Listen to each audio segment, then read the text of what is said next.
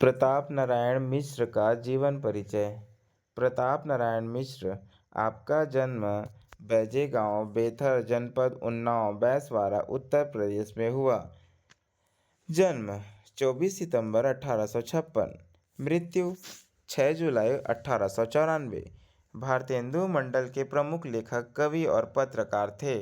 वह भारतेंदु निर्मित एवं प्रेरित हिंदी लेखकों की सेना के महारथी, उनके आदर्शों के अनुगामिनी और आधुनिक हिंदी भाषा तथा साहित्य के निर्माण क्रम में उनके सहयोगी थे।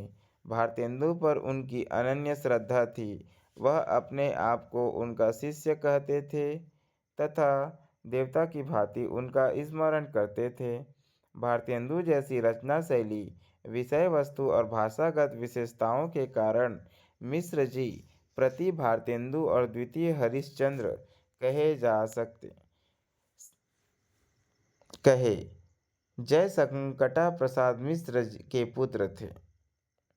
बड़े होने पर वह पिता के साथ कानपुर में रहने लगे और अक्षरारंभ के पश्चात उनसे ही ज्योतिष पढ़ने लगे, किंतु उधर रुचि न होने से पिता ने उन्हें अंग्रेजी स्कूल में भर्ती करा दिया।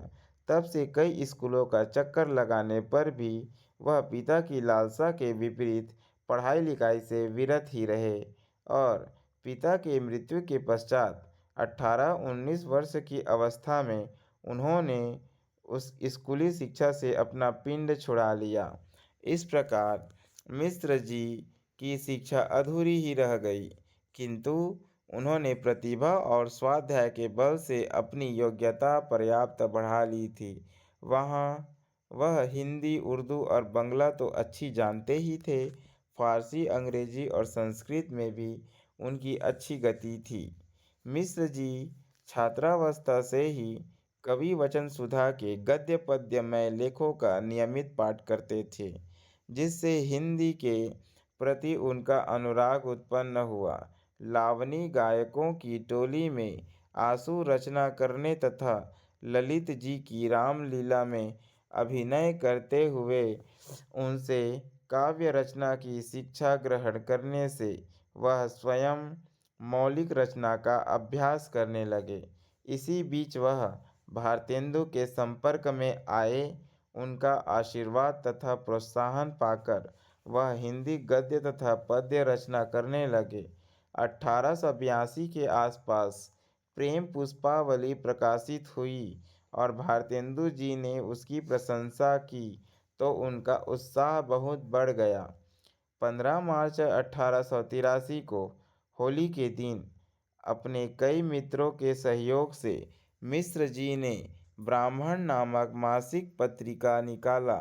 यह अपने रूप रंग में ही नहीं, विषय और भाषा शैली की दृष्टि से भी भारतेंदु युग का विलक्षण पत्र था।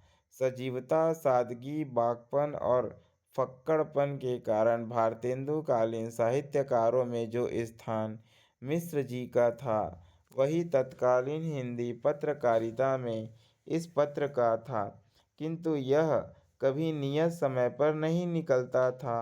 2-3 बार तो इसके बंद होने तक की नौबत आ गई थी। इसका कारण मिश्र जी का व्याधि मंदिर शरीर और अर्थाभाव था। रामदीन सिंह आदि की सहायता से यह येन केन प्रकारण संपादक के जीवन काल तक निकलता रहा। उनकी मृत्यु के बाद भी रामदीन सिंह के संपादकत्व में कई वर्षों तक निकला, परंतु पहले जैसा आकर्षण उसमें न रहा। 1889 में मिश्र जी 25 रुपये मासिक पर हिंदुस्तान के सहायक संपादक होकर काला कांकर आए। उन दिनों पंडित मदन मोहन मालवीय उसके संपादक थे। यहाँ बाल मुकुंद गुप्त ने मिश्र जी से हिंदी सीखी। मालवीय जी के हटने पर मिश्र जी अपनी स्वच्छंद प्रवृत्ति के कारण वहाँ न टिक सके। काला कांकर से लौटने के बाद वह प्रायः रुग्ण रहने लगे। फिर भी सामाजिक, राजनीतिक, धार्मिक कार्यों में पूर्ववत रुचि लेते रहे और ब्राह्मण के लिए लेख आदि प्रस्तुत करते रहे। 1891 में उन्होंने कानपुर में रसिक समाज की स्थापना की। कांग्रेस के कार्यक्रमों के अतिरिक्त भारत धर्म मंडल, धर्म सभा, गोरक्षिणी सभा और अन्य सभा समितियों के सक्रिय कार्यकर्ता और सहायक बने रहे। कानपुर की कई नाट्य सभाओं और गोरक्षिणी समितियों की स्थापना उन्हीं के प्रयत्नों से हुई थी। मिश्र जी जितने परिहास प्रिय और जिंदा दिल व्यक्ति थे, उतने ही अनियमित, अनियंत्रित, लापरवाह और काहिल थे।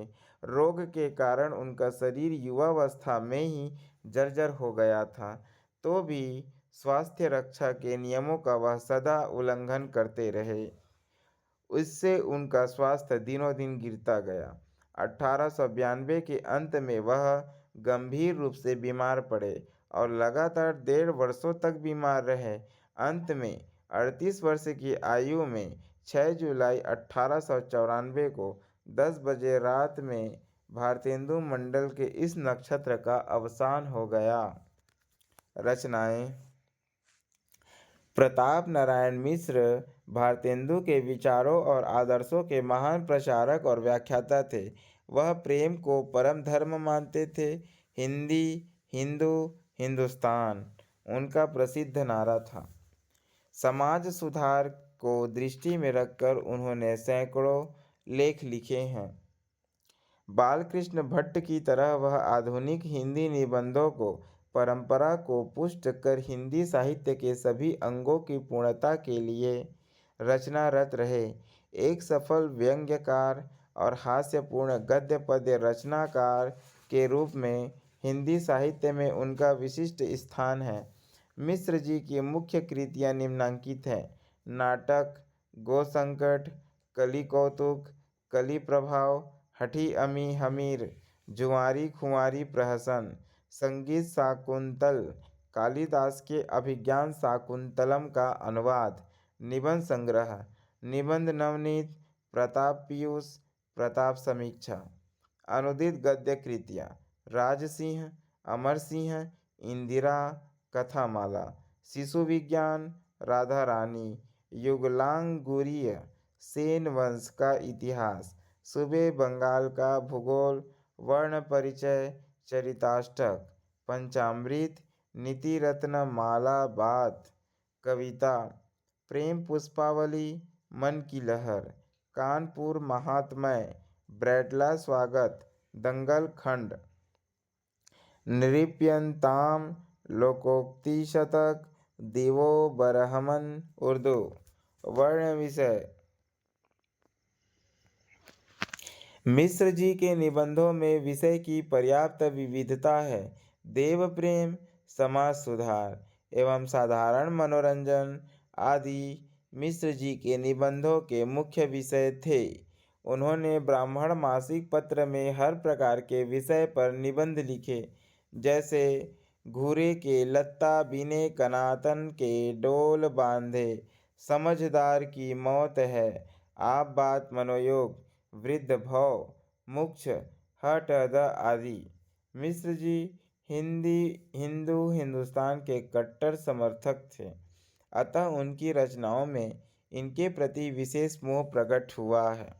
भाषा: खड़ी बोली के रूप में प्रचलित जनभाषा का प्रयोग मिश्र जी ने अपने साहित्य में किया। प्रचलित मुहावरों, कहावतों तथा विदेशी शब्दों का प्रयोग इनकी रचनाओं में बहुत है। भाषा की दृष्टि से मिश्र जी ने भारतेंदु का अनुसरण किया और जनसाधारण की भाषा को अपनाया। भारतेंदु जी के समान ही मिश्र जी भाषा की कृत्रिमता से दूर रहे। उनकी भाषा स्वाभाविक है, उसमें पंडिताऊपन और पूर्वीपन अधिक है तथा ग्रामीण शब्दों का प्रयोग स्वच्छंदतापूर्वक हुआ है।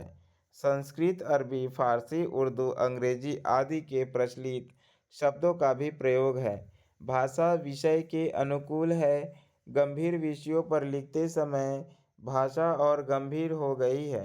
कहावतों और मुहावरों के प्रयोग में मिश्र जी बड़े कुशल थे। मुहावरों का जितना सुंदर प्रयोग उन्होंने किया है, वैसा बहुत कम लेखकों ने किया है। कहीं कहीं तो बात कहीं कहीं तो उन्होंने मुहावरों की झड़ी सी लगा दी है। शैली। मिश्र जी की शैली वर्णनात्मक, विचारात्मक तथा हास्य व्यंग्यात्मक है। विचारात्मक शैली। साहित्यिक और विचारात्मक निबंधों में मिश्र जी ने इस शैली को अपनाया है। कहीं कहीं इस शैली में हास्य और व्यंग्य का पुट भी मिलता है। इस शैली की भाषा संयत और गंभीर है। मनोयोग शीर्षक निबंध का एक अंश देखिए। इसी से लोगों ने कहा है कि वह मन शरीर रूपी नगर का राजा है और स्वभाव उसका चंचल है। यदि स्वच्छ रहे तो बहुधा कुत्सित ही मार्ग में धावमान रहता है। व्यंग्यात्मक शैली। इस शैली में मिश्र जी ने अपने हास्य व्यंग्यपूर्ण निबंध लिखे हैं। यह शैली मिश्र जी की प्रतिनिधि शैली है, जो सर्वथा उनके अनुकूल है। वे हास्य विनोद प्रिय व्यक्ति थे, अतः प्रत्येक विषय का प्रतिपादन हास्य और विनोदपूर्ण ढंग से करते थे। हास्य और विनोद के साथ साथ इस शैली में व्यंग्य के दर्शन होते हैं। विषय के अनुसार व्यंग्य कहीं कहीं बड़ा तीखा और मार्मिक हो गया है। इस शैली में भाषा सरल और सरस और प्रवाहमयी है। उसमें उर्दू, फारसी, अंग्रेजी और ग्रामीण शब्दों का प्रयोग हुआ है। लोकोक्तियों और मुहावरों के प्रयोग के कारण यह शैली अधिक प्रभावपूर्ण हो गई है। एक उदाहरण देखिए। दो एक बार धोखा खा के धोखेबाजों की हिकमत सीख लो और अपनी ओर से झपकी फुदनी जोड़कर उसी की जूती उसी का सर कर दिखाओ तो बड़े भारी अनुभवशाली वरंच गुरु गुरु गुड़ ही रहा और चेला शक्कर हो गया का जीवित उदाहरण कहलाएंगे। समालोचना। मिश्र जी भारतेंदु मंडल के प्रमुख लेखकों में से एक हैं। उन्होंने हिंदी साहित्य के विविध रूपों में सेवा की। वे कवि होने के साथ साथ उच्च कोटि के मौलिक निबंध लेखक और नाटककार थे। हिंदी गद्य के विकास में मिश्र जी का बड़ा योगदान रहा है। आचार्य शुक्ल ने पंडित बालकृष्ण भट्ट के साथ मिश्र जी को भी महत्व देते हुए अपने हिंदी साहित्य के इतिहास में लिखा है। पंडित प्रताप नारायण मिश्र और पंडित बालकृष्ण भट्ट ने हिंदी गद्य साहित्य में वही काम किया जो अंग्रेजी गद्य साहित्य में एडिसन और स्टील ने किया।